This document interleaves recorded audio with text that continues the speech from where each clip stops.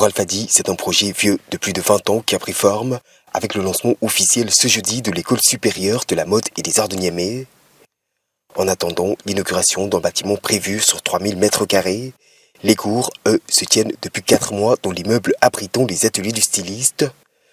Une formation pratique qui vise l'autonomisation de la femme, facteur de quiétude sociale dans une sous-région en proie à des crises multiples. Nous sommes là aujourd'hui pour démontrer que malgré les crises panafricaines aujourd'hui, nous allons commencer, on a commencé déjà à leur montrer cette dimension réellement de paix. Parce que quand on a le travail, on a la paix.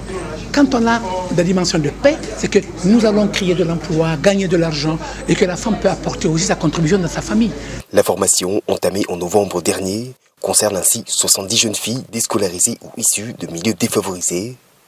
Des pensionnaires auxquels l'Académie Alfadi offre une chance de s'émanciper et pourquoi pas, comme Aminatou, de toucher du doigt leur rêve de toujours. J'ai dû arrêter l'école il y a quelques années car je suis passionné par la couture. Mais malheureusement, je n'ai jamais eu les moyens de me lancer. Grâce à l'Académie, j'acquiers des bases et ils m'ont même promis de m'offrir une machine à coudre. Quand j'aurai fini ma formation, plus rien ne m'empêchera donc de vivre mon rêve. Mais ici, l'ambition première est clairement affichée et consiste à former les stylistes de demain. De la couture au design, en passant par la maroquinerie, l'Académie propose à ses pensionnaires d'étudier la mode sous toutes ses coutures. Elles apprennent la couture, elles apprennent à faire des robes, elles apprennent à faire le dessin, elles apprennent à apprendre l'histoire de l'art.